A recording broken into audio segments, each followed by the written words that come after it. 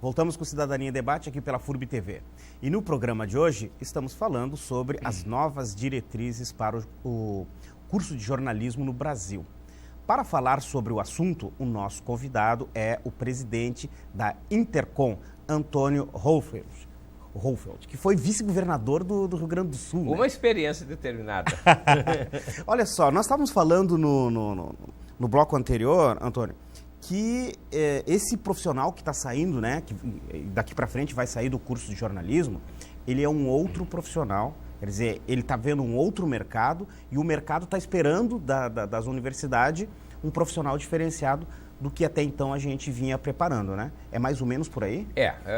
Deixa eu voltar um pouquinho atrás, que eu acho que para o espectador é bom ele lembrar. A profissão formalmente de jornalista começa lá em 68, né, como institucionalizada, né, por um decreto-lei ainda da Junta Militar, que reconhece a função de jornalista. Claro que havia jornalistas antes, mas a partir daí começa a haver a necessidade do diploma, do curso, né, universitário. Naquele momento abriu um certo choque, assim, entre o jornalista prático, que era a maioria, e aqueles jovens jornalistas que começaram a aparecer nas redações com um canudinho na mão. Eles vinham da universidade, tinham uma formação, mas não sabiam aquilo que o pessoal da redação sabia. Então aqui começou a haver um choque. Na verdade, esse choque depois se transformou num trabalho em conjunto, num aprendizado entre os dois grupos, que era o ideal. Cada um tinha um pouco para ensinar. E assim sucessivamente foram acontecendo vários momentos diferentes. Quando começou a entrar as tecnologias, nós começamos a ter isso. Quer dizer, o pessoal que faz isso moto próprio, começa a aprender lá na rua, por conta própria, e entra na faculdade já sabendo, ou já vai direto para o campo de trabalho já sabendo, e aquele pessoal que, ao contrário, sabe tudo de jornalismo, de teoria do jornalismo, mas não sabe fazer o que vai precisar fazer. Eu, quando trabalhei em jornal, ainda tinha a velha máquina Olivetti. Né? Não precisava uma tecnologia muito grande, era bater os dedão, era ter um dedão forte para bater, agilidade martelo, né, com os dedos, né? Aguentar o barulho da redação, fumante, aqueles berros. Era uma redação caótica. O telefone tocando e tocava alto. E eu sempre digo, nós tínhamos um modo de vida, né? Um caos em torno de nós numa redação de jornal. Me lembro que quando eu queria escrever, dessa maneira eu me isolava, né? Criava uma espécie de uma capa, né, isolante e ficava ali escrevendo. E a hora que eu trabalhava, redigia coisa que não acabava mais na redação do Correio do Povo. A entrada do computador mudou tudo. Para início de conversa entrou o ar-condicionado. A gente morria de calor numa redação. Graças ao computador, nós ganhamos ar-condicionado, porque provavelmente, senão até hoje, nós continuávamos morrendo de calor numa redação de jornal. Com o ar-condicionado, mudou a organização física de uma redação. Você teve que reorganizar isso, botar os terminais. Então, ganhou uma certa ordem. E entrou uma coisa que, para a velha guarda, é ruim, eu diria que é ruim de um lado, é bom do outro, entrou o silêncio na redação. Porque não dá mais para você espirrar, berrar, você tem o computador na tua frente, você tem que atender, quer dizer, tem aquele horário para trabalhar, tem que fechar, tem os deadlines que foram encurtados, você hoje tem deadlines de 6, 7 horas da tarde, 8 horas no máximo, meia-noite o jornal está absolutamente fechado, já está rodando, rua, né? Coisa desse tipo. E está na internet também. Mudou completamente. Né? Ora, a gente se adaptava aprendendo lá dentro da redação. Mas isso hoje as empresas não querem mais. Custa muito caro. O profissional tem que entrar, tem que chegar lá sabendo. A Famecos, por exemplo, já há muitos anos nós mexemos no currículo, na estrutura curricular, porque antes, assim, de modo geral, os 2 primeiros anos era mais teoria e depois que entrava na prática. A gurizada que entra na prática de cara. Então, o que nós fizemos? Nós abrimos a prática de cara, estendemos a teoria ao longo dos 4 anos e fizemos uma coisa que resultou muito positiva lá para nós.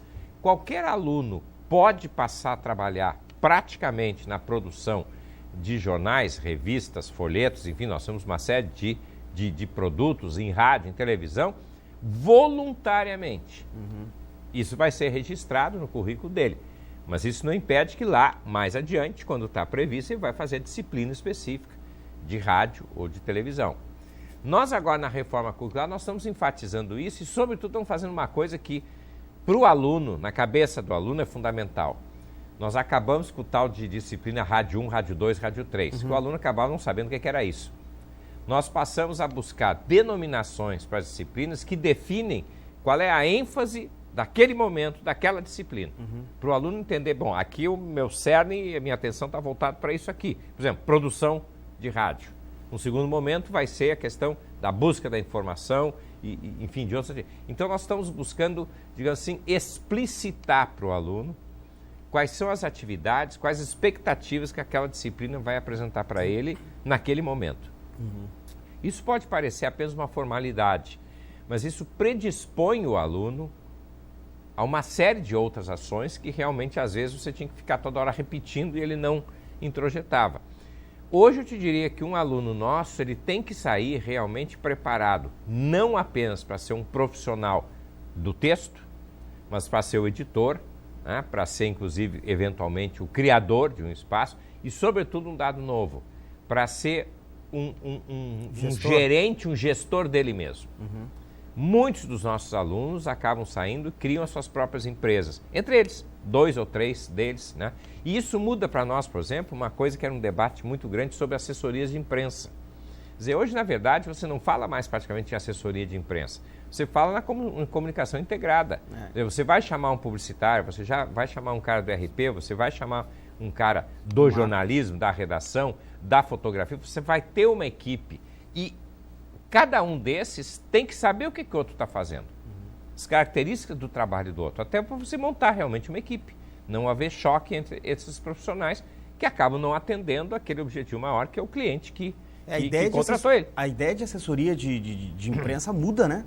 Completamente. Como muda também depois o conceito, evidentemente, que, ou seja, uma assessoria, né, de comunicação, não mais uma assessoria de imprensa, é exatamente a possibilidade de fazer uma mediação do teu cliente, seja um indivíduo, um político, por exemplo, um empresário, ou a tua empresa, com os meios de comunicação, com a opinião pública, mas no sentido de aproximar, ou seja, de haver uma dupla compreensão. A empresa, o profissional, o político, ele também tem que entender qual é esse processo que está acontecendo, do mesmo modo que o público, né, tem que entender o que aquele profissional, aquela empresa está realizando. Então, essas abrangências, elas têm que estar mais presentes, digamos assim, nessa formação profissional.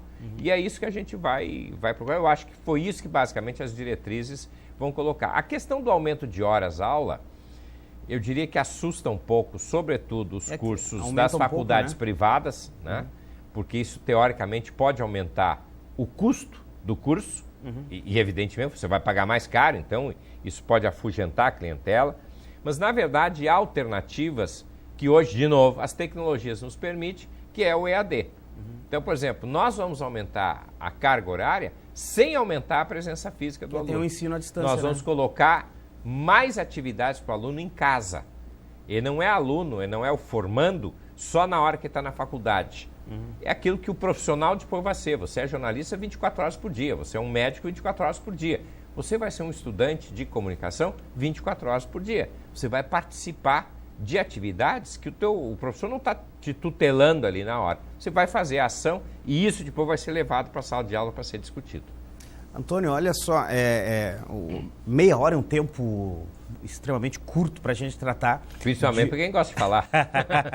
Quem é da área da comunicação como você, é um tempo curto para falar dessas questões, né? E esse é um assunto quente, interessante. E é fascinante porque, evidentemente, você está também pensando aproximações com a sociedade como um todo. Não é só o jornalismo. Não é só, não. Tem todo um campo.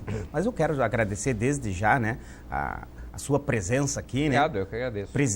Presidente do Intercom, professor da PUC, um pesquisador, um agente político no Rio Grande do Sul, ex-vice-governador, enfim, uma figura que muito nos honra estar aqui no programa discutindo esse assunto ligado à área de comunicação, que poderia ser outros assuntos da política, da economia, da Não cultura. Provoca. De qualquer sorte, muito obrigado. Obrigado, Igor. Espero te encontrar mais vezes. Chegamos ao final de mais um Cidadania em Debate, um programa do Sindicato de Servidores Públicos do Ensino Superior de Blumenau. Quero agradecer a presença do Antônio Hoffert, presidente da Intercom, que falou sobre as novas diretrizes para o curso de jornalismo. Também quero agradecer a você que esteve ligado no nosso programa. A gente volta a se encontrar para um novo assunto na próxima segunda-feira, a partir das 20h30, aqui pela FURB TV. Tenham todos uma boa noite e uma boa semana. Tchau.